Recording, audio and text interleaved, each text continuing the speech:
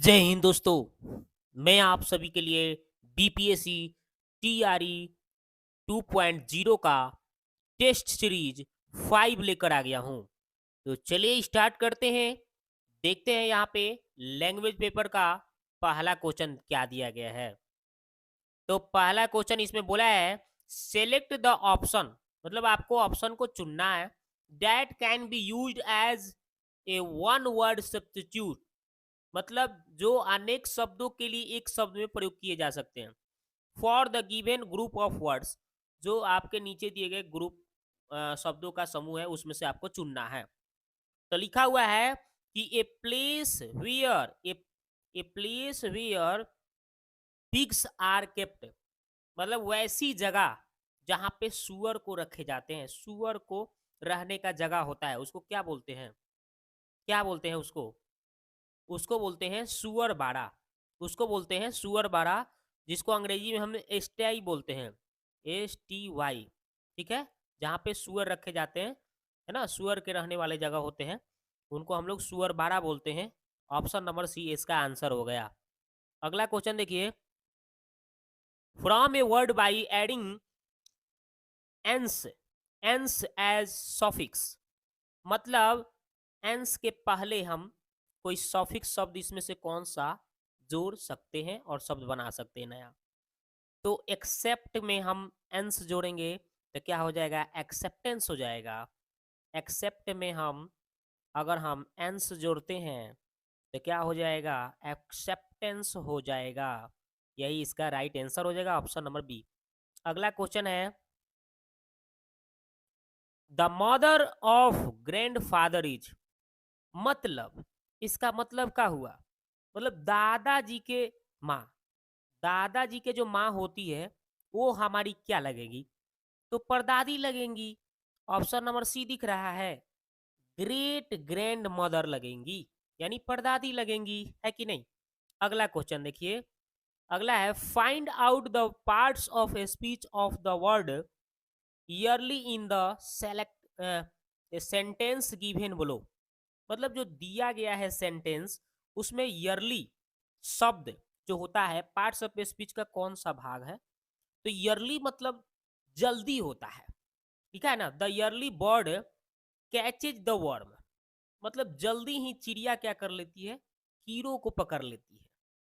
तो ईयरली मतलब क्या होता है? जल्दी होता है, ये विशेषण बता रहा है, यानी कि एडजेक्टिव हो गया, है कि नहीं? ऑप्शन नंबर सी इसका आंसर। अगला देखिए दोस्तों, which of the following word form a new word by adding suffix ance. तो आपको इसमें देखना है कि एंस जो है शब्द, किस शब्द में इसमें नया शब्द जोड़, मतलब एंस जोड़कर कौन सा नया शब्द इसमें निम्नलिखित में बनाया गया है। तो एक्सेप्टेंस अभी हम आपने आपके सामने चर्चा की करवे किए थे, ACCEPTANCE। देख रहे हैं एंस में क्या जोड़ा गया है? एक्सेप्ट में जोड़ा गया है ना एंस, तो यही तो है आपका एक्सेप्टेंस में आपका एंस जोड़ा गया है। ऑप्शन नंबर इसका बी आंसर हो गया, है कि नहीं? आगे देखते हैं, fill in the blanks with the suitable preposition. आपको सही प्रीपोजिशन आपको चुनना है, रिक्त स्थान को भरना है इसमें चुनकर। तो बोला कि he is sitting dot dot a tree, वह एक पेड़ के नीचे बैठा है। तो के नीचे के अंग्रेजी क्या होता है? अंडर होता है, के नीचे, पेड़ के नीचे बैठा है कि नहीं?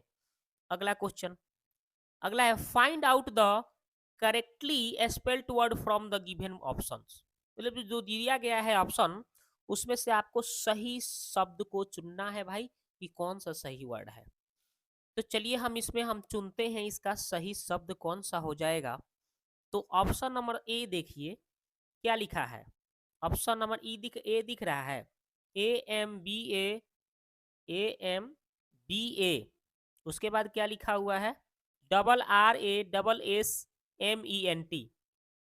मतलब होता है इम्ब्रेसमेंट। इम्ब्रेसमेंट मतलब होता है घबराहट चाहे उलझन, जो कि ऑप्शन नंबर ए में दिया है, जो कि सही है, और सब गलत है। चलिए ये तो हो गई। अब देखते हैं नेक्स्ट सवाल। बोला है कि you need to dot dot dot seminar, आपको सेमिनार अटेंड करने की जरूरत तो इसमें क्या हो जाएगा भाई, अटेंड हो जाएगा, ऑप्शन नंबर सी इसका आंसर। अगला सवाल देखिए, वाक जोड़मय। तो देखिए यहाँ पे क है ना, क के बाद म आ गया, प्रथम वर्ण के बाद पांचवा हो तो प्रथम का पांचवा हो जाता है, ये व्यंजन संधि का रूल बताता है। तो प्रथम का पांचवा यानी क का पांचवा अंग किने है, हाँ ऑप्शन नंबर सी में दिख रहा है, वांग्मय, वाक जोड़मय वांग्मय। आगे देखते हैं,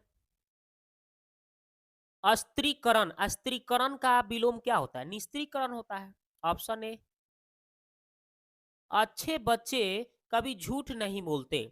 अच्छे जो है किस प्रकार का विशेषण है, ये अच्छा तो क्वालिटी बता रहा है, गुण बता रहा है भाई, तो गुणवाचक बताएंगे हम, गुणवाचक विशेषण।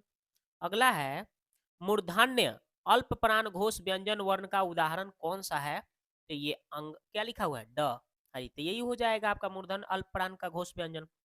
अगला क्वेश्चन देखिए, अध्यापिका नृत्य सिखाएगी, तभी पिछले वीडियो में भी बताया था सिखाएगी, ये भविष्य काल की बात बोल रही है, बोल रहा है, तो सामान्य भविष्य काल हो जाएगा।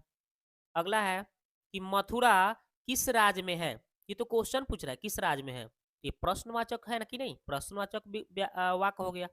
आगे देखते हैं, इनमें से कौन सा शब्द हनुमान का प्रवाची नहीं है, तो हनुमान को महावीर बोलते हैं, हरीश बोलते हैं, लेकिन आग्नेय नहीं बोलते हैं, जो कि ऑप्शन नंबर आपका बी आंसर हो जाएगा, हनुमान का प्रवाची ये आग्नेय नहीं होगा।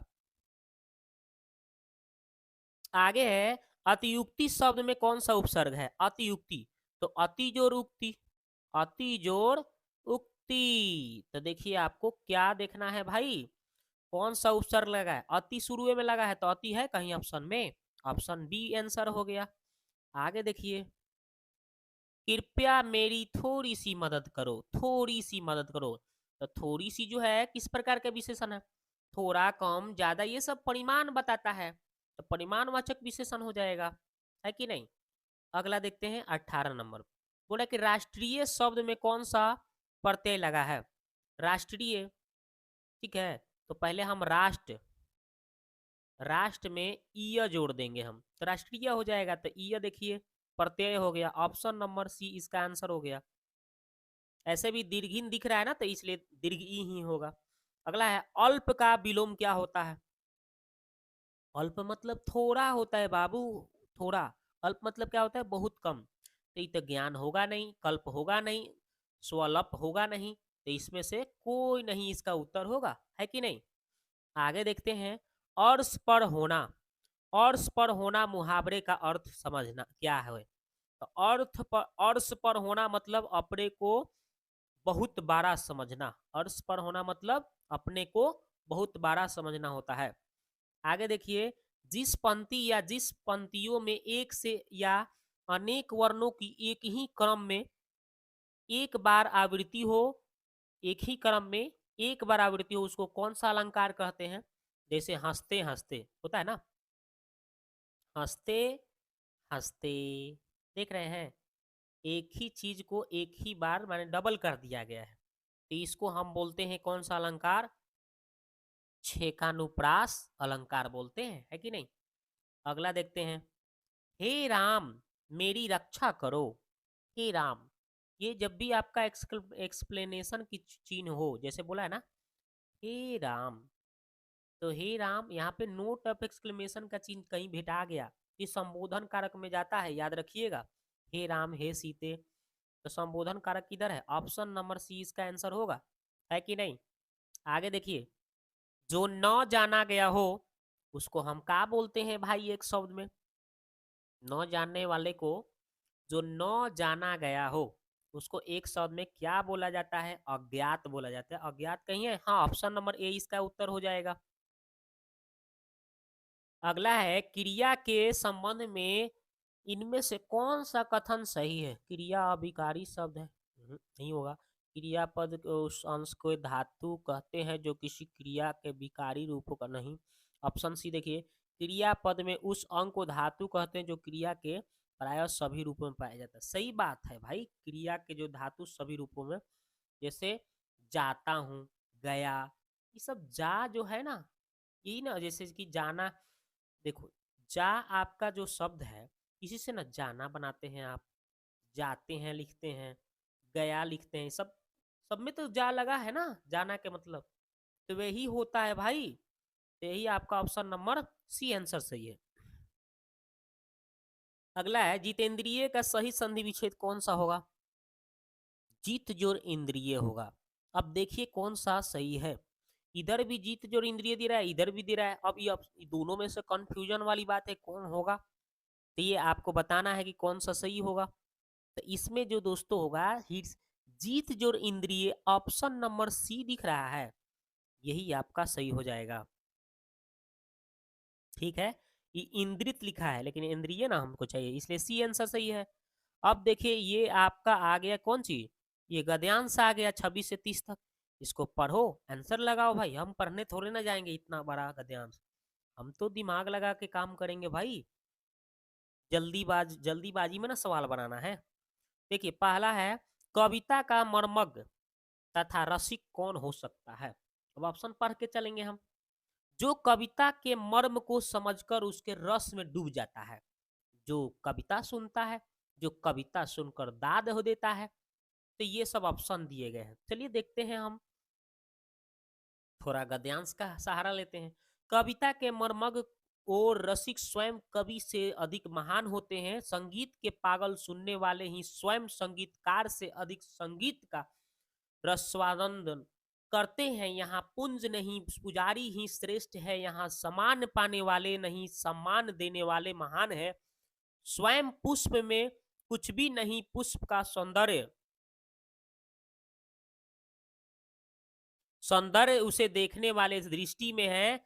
दुनिया में कुछ नहीं है जो कुछ भी है हमारी चाह में, हमारी दृष्टि में। अद्भुत भारतीय व्याख्यान में अजीब सी लग सकती है। हमारे पूर्वज सदा इसी पथ पर पथिक रहते रहें। उत्तम गुरु में जाति भावना ही नहीं रहती। कितने ही मुसलमान पहलवानों के हिंदू चेले रहे हैं और हिंदू संगीतकार के मुसलमान शिष्य रहे हैं। यहाँ परख गुण को की साधना की और प्रतिमा की होती है। भक्ति और श्रद्धा की ही कीमत है, न कि जाति संप्रदाय आचार विचार या धर्म की।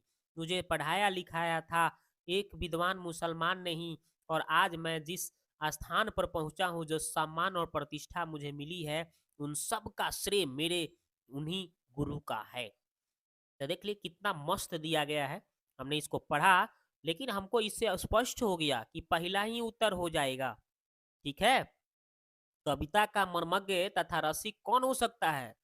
जो कविता के मर्म और मर्म को समझेगा, जो जिसको कविता समझ में आएगा, वही ना उसमें डूबेगा, उसी को ना अच्छा लगेगा, रसिक होगा वो उसके लिए। तो पहला ऑप्शन सही हो गया भाई। थोड़ा सा हमको हिट्स यहाँ मिला है, 2 लाइन पढ़िए पता चल जाएगा। ठीक है ना, रसिक कौन होगा। अब देखते हैं दूसरा क्वेश्चन भाई। बोल रहा है, अच्छा गुरु अपने शिष्य में देखता है।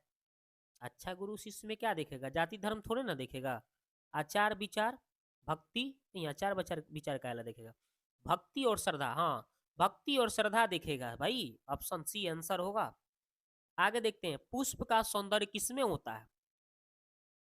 तोड़ने वाले की दृष्टि में, देखने वाले की दृष्टि में।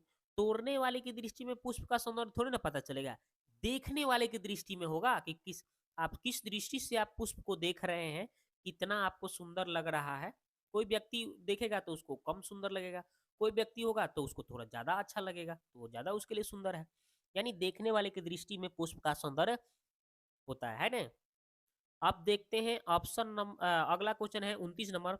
जो सम्मान और प्रतिष्ठा मुझे मिली है, उन सबका श्रेय उन्हीं गुरु का है, जो कथन से और कौन सा भाव प्रकट होगा? गुरु के प्रति श्रद्धा, गुरु के प्रति अपमान, गुरु के प्रति शिष्य भाव नहीं।